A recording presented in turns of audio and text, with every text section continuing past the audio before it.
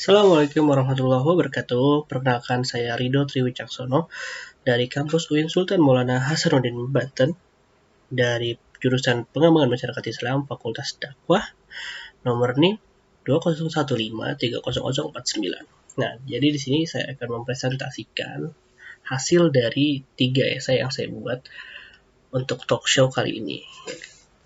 Yang pertama ini nih, kita bahas mengenai yang saya beri judul antara ketenangan dan juga wabah. Nah, akhir-akhir ini gitu kan, ataupun 1 tahun terakhir gitu kan, pada bulan Maret, pertengahan Maret gitu kan, kita diberi oleh Allah Subhanahu wa taala ujian gitu kan, dalam bentuk makhluk yang sangat kecil namun berdampak besar bagi kehidupan kita, bagi kehidupan manusia. Yaitu COVID-19, virus COVID-19 ataupun coronavirus 19. Nah, coronavirus ini merupakan virus yang berasal dari Cina ataupun Wuhan, lebih tepatnya kota Wuhan, dan masuk ke Indonesia pada pertengahan Maret 2020. Nah, di sini ada 2 tipe manusia ketika virus ini masuk ke Indonesia. Yang pertama adalah tipe menyepelekan bahwa itu tidak akan pernah masuk ke Indonesia. Yang kedua adalah tipe panikan, yaitu tipe ketika mendengarkan berita yang terlalu dibesar-besarkan ataupun hoax gitu kan, berita bohong. Nah, karena 2 tipe orang ini gitu kan, yang membuat Indonesia banyak sekali kasus positif COVID-19. Nah, awal-awal mungkin hanya 10-20 kasus, itu pun masih di daerah-daerah yang terjangkit. Nah, sekarang kasus ini sudah sangat merajalela yang ada di Indonesia, baik di Jakarta, Depok, Bekasi, Jabodetabek lah ya, ataupun wilayah-wilayah lain seperti Jawa, Sumatera, Kalimantan, dan lainnya. Itu sangat-sangat banyak sekali. Bahkan sekarang terjadi lonjakan kedua COVID-19 dan banyak sekali yang meninggal karena kasus positif COVID-19. Nah, apa sih korelasinya dengan esai ini gitu? Sebelumnya saya akan memberikan penjelasan sedikit gitu kan, mengenai tenang dalam kamus KBBI gitu, dalam Kamus Besar Bahasa Indonesia. Menurut Kamus Besar Bahasa Indonesia, tenang itu adalah tidak rusuh, tidak gelisah, tidak ribut gitu kan, dan tetap merasa aman dan juga tentram. Atau kita bisa lebih bebas lagi mengartikannya adalah tenang merupakan suatu perasaan gitu kan, ataupun kegiatan yang kita laksanakan, atau kegiatan yang kita laksanakan ketika ada suatu hal yang masuk ke kita, informasi ataupun penyakit apapun, dengan rasa tidak gelisah, tidak rusuh, tidak ribut, dan tetap melaksanakan protokol ataupun tata tertib yang telah ditentukan oleh pemerintah setempat agar tetap tentram dan juga aman. Nah, saya akan memberikan tiga kata-kata menurut filsuf Islam gitu kan, yang sangat ternama juga, yaitu Ibnu Sina ya. Ini juga beliau juga merupakan salah satu ilmuwan dalam hal kedokteran yang sangat-sangat ternama gitu kan. Ibnu Sina dikenal gitu kan di dunia barat dengan julukan Avicenna. Beliau menuliskan di buku Qanun Fitib yang terdapat 3 kalimat gitu kan, mengenai ketika suatu negeri kedatangan virus ataupun penyakit gitu kan. Pertama, yaitu kepanikan adalah separuh dari penyakit. Kedua, ketenangan merupakan separuh dari obat, dan juga kesabaran merupakan separuh dari kesembuhan. Nah, kita bahas satu-satu. Oke. Ketika pertama nih, kepanikan merupakan suatu penyakit gitu, separuh penyakit. Nah, ketika Indonesia dimasuki ataupun terjangkiti oleh satu kasus positif, lebih tepatnya di daerah Depok. itu banyak sekali orang-orang yang panik ataupun karena pemberitaan-pemberitaan yang tidak benar dilebih-lebihkan mengenai COVID-19 tersebut. Maka dari itulah orang-orang yang panik tersebut perlahan imunnya turun. Karena panik tersebut imunnya turun, dia mulai merasakan psikisnya terganggu dan bisa jadi gitu kan, dan sangat-sangat bisa gitu kan, penyakit sangat bisa menjangkiti mereka yang imunnya sedang drop karena kepanikan tersebut. Yang kedua kita bahas yaitu tentang ketenangan adalah separuh obat. Nah, ketika COVID-19 ini masuk ke Indonesia ataupun penyakit apapun lah masuk ke dalam diri kita gitu kan, tapi kita tetap tenang gitu kan, tetap tenang di sini bukan agak dalam artian acuh ya. Tetap tenang di sini adalah ketika kasus tersebut masuk ke Indonesia, kita tetap tenang, tidak ribut, tidak rusuh, tidak gelisah, dan tetap melaksanakan tata tertib ataupun protokol-protokol kesehatan yang telah ditetapkan oleh pemerintah agar diri kita tetap tenang dan juga tentram. Dan ketika kita tenang gitu kan, imun kita akan stabil, bahkan bisa jadi besar ataupun naik gitu kan imun kita. Dan ketika imun kita stabil ataupun naik, sangat sedikit sekali kemungkinan penyakit tersebut menyakiti kita karena kita berpikiran selalu positif, berpikiran selalu sehat-sehat dan sehat, dan tetap melaksanakan protokol kesehatan yang ada dan telah ditetapkan oleh pemerintah setempat.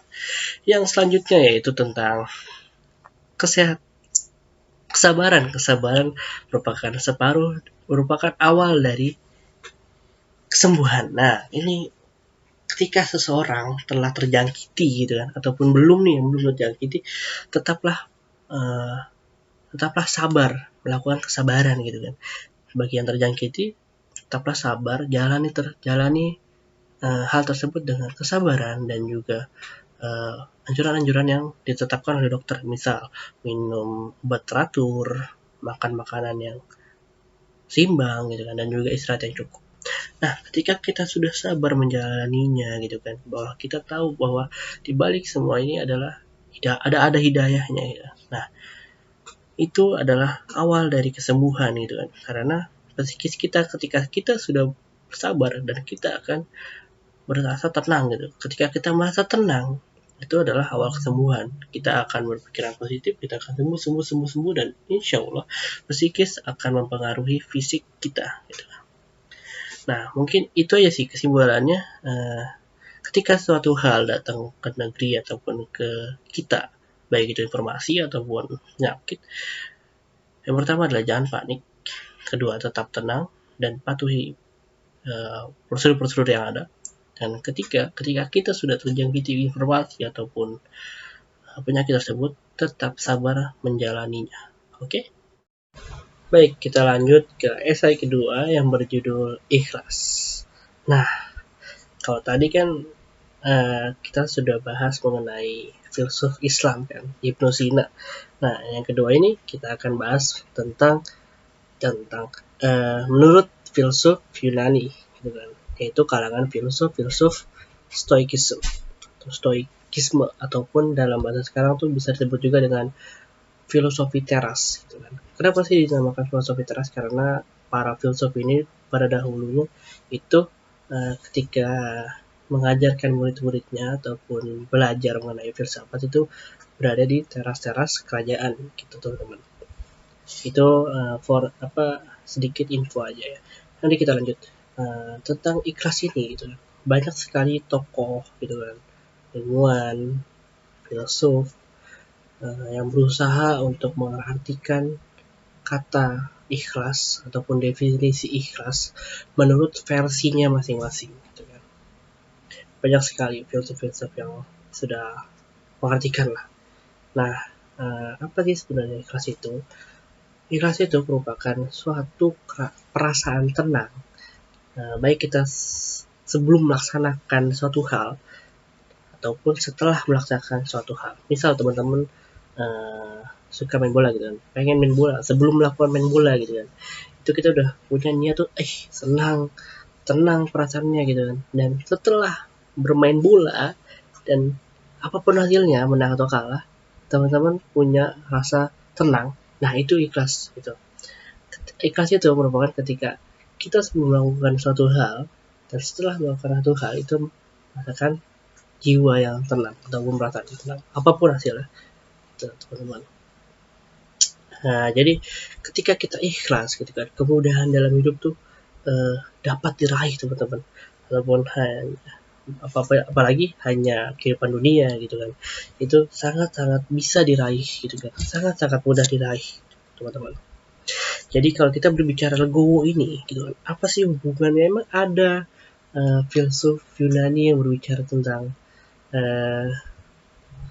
ikhlas gitu kan, ataupun legowo, ya kan?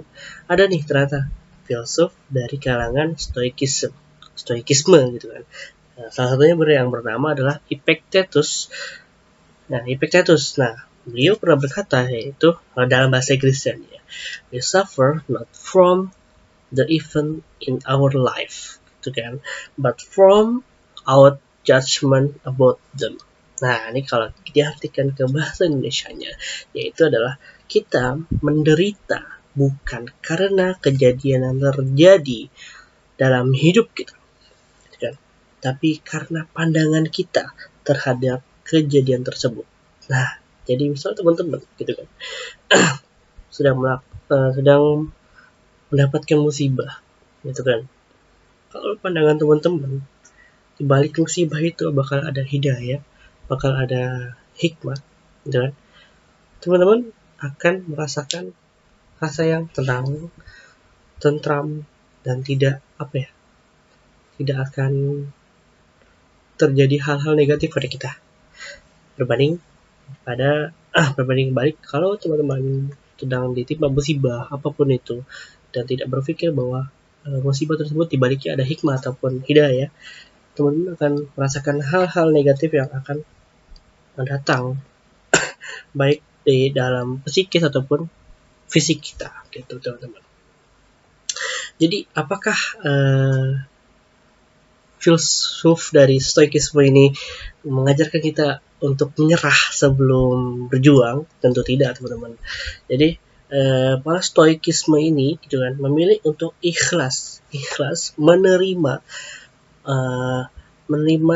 kejadian yang telah mereka alami dan juga yang telah mereka jalankan.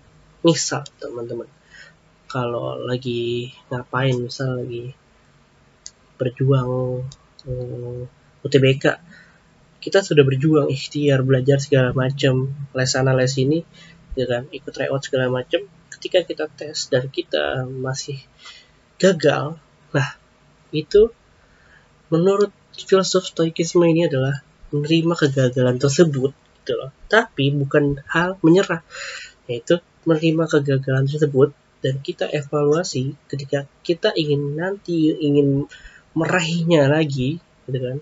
Kita bisa tahu nih apa yang kurang dari kita, gitu kan, dari sebelumnya. Gitu.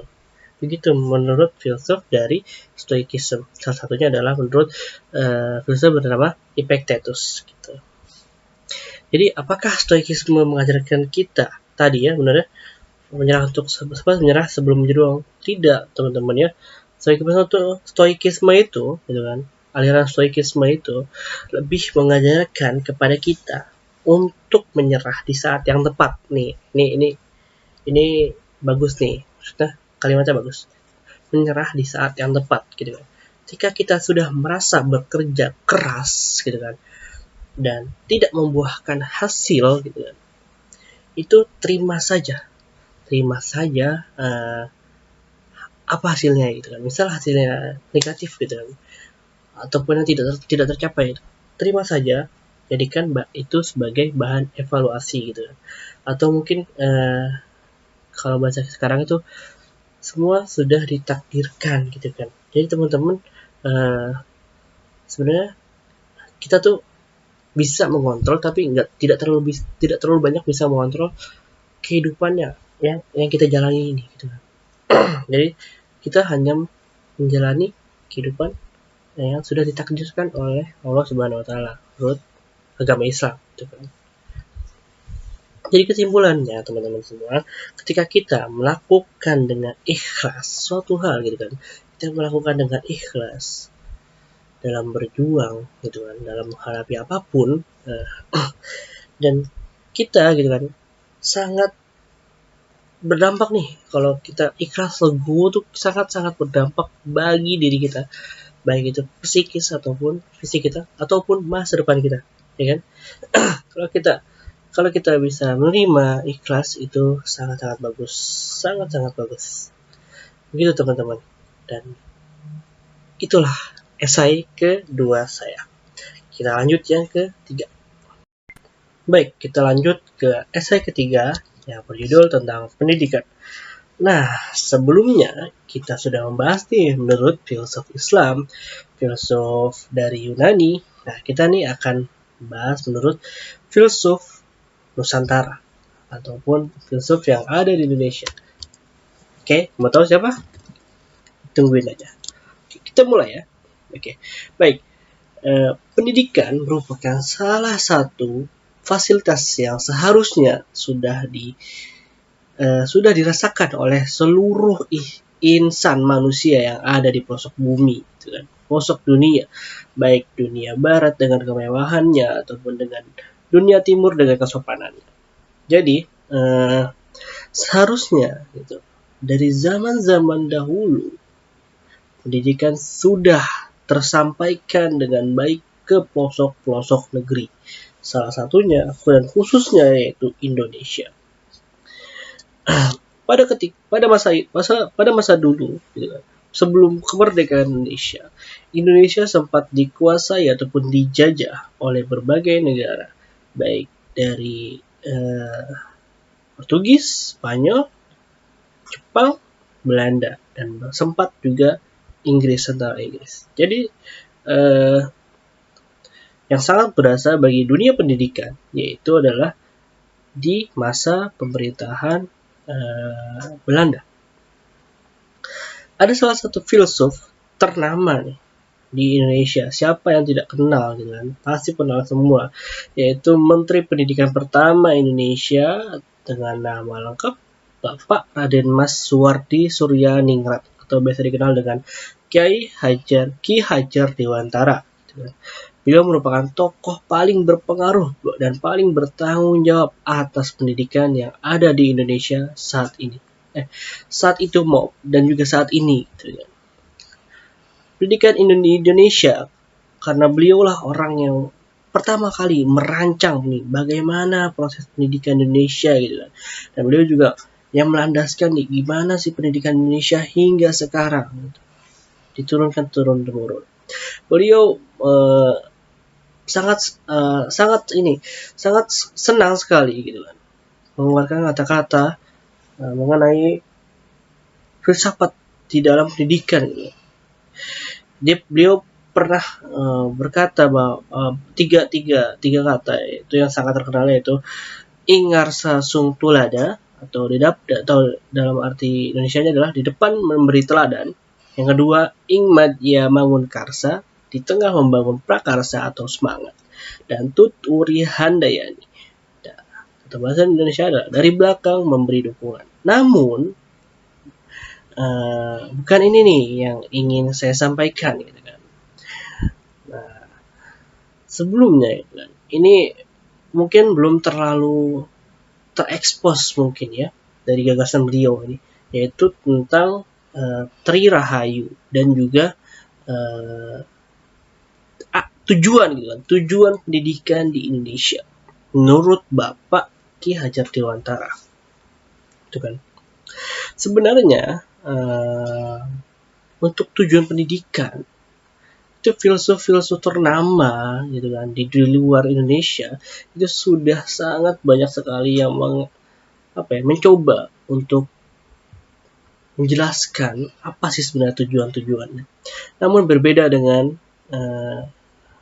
Bapak Ki Hajar Dewantara gitu kan, filsuf Nusantara atau filsuf Indonesia yang mengemukakan gagasan yang diberi nama Tri Rahayu gitu kan. Apa aja sih Tri Rahayu itu gitu kan. Tri Rahayu ini sangat berkaitan dengan tujuan pendidikan di Indonesia gitu kan. baik itu di Indonesia ataupun di luar, itu sangat berpengaruh. Yang pertama yaitu Hamemayu Hayunungning Sarira atau mempercantik dan menjaga diri. Yang kedua, Hamemayu Hayuning Bongso ataupun memelihara dan menjaga bangsa. Yang ketiga adalah Hamemayu Hayuning Bawono ataupun memelihara dan menjaga alam raya. Nah, tiga konsep ini sangat berkolerasi, sangat sambung dengan apa sih tujuan pendidikan menurut Ki Hajar Dewantara. Menurut Ki Hajar Dewantara ada dua tujuan pendidikan gitu kan. Pendidikan pertama adalah menjadi orang yang merdeka. Yang kedua adalah menjadi orang ataupun insan manusia yang bahagia dan juga selamat gitu kan teman-teman. Nah, kita bahas satu-satu nih teman-teman. Oke. Kita bahas mengenai Hamemayu Hayunungning Sarira gitu kan? Atau mempercantik dan menjaga diri. Nah, ketika seseorang telah mengenyam pendidikan baik dari TK ataupun perguruan tinggi gitu kan, dan dapat pengetahuan yang sangat-sangat hebat gitu kan buat dirinya sendiri dan membuat dirinya cerdas. Nah, itu akan membuat dirinya merdeka dan juga selamat serta bahagia untuk dirinya sendiri gitu kan.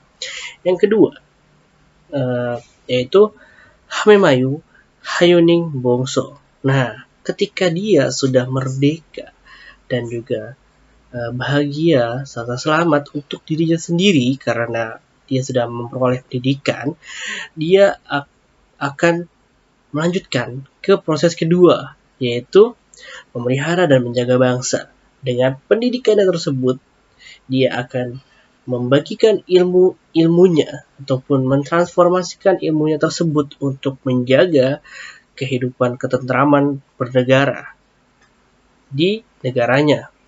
Dengan misal di Indonesia, dia bisa menyumbangkan ilmunya untuk arsitektur ataupun perpolitikan di Indonesia agar negara ini tetap tentram, aman dan juga damai. Gitu kan. Selanjutnya, ketika sudah memelihara bangsa nih dari diri sendiri, gitu kan.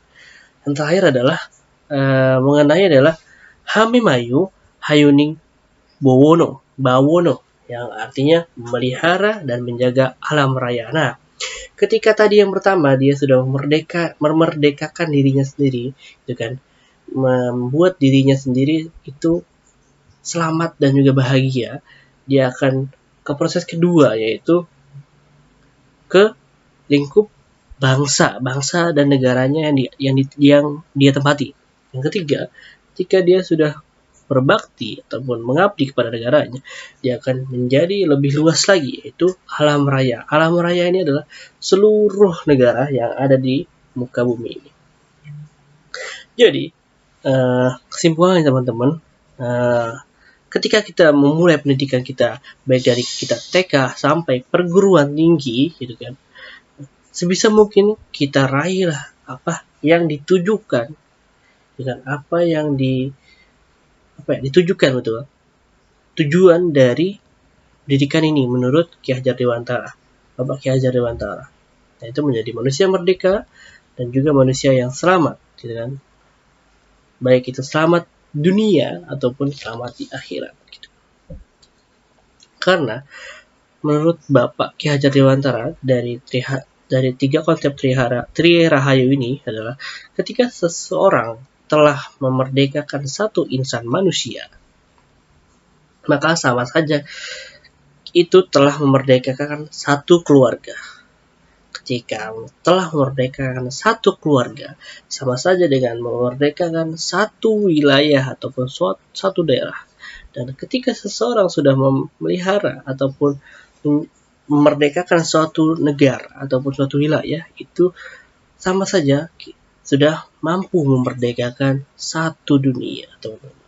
Jadi sangat hebat bukan tujuan pendidikan ataupun tiga konsep dari Bapak Ki Hajar Dewantara ini, filsuf Nusantara sekaligus Menteri Pendidikan pertama Indonesia. Nah, gitu ya teman-teman. Sekian dari 3 esai filsafat saya ini. Mohon maaf bila ada salah kata. Wallahu muwaffiq ila aqwamit thoriq. Wassalamualaikum warahmatullahi wabarakatuh.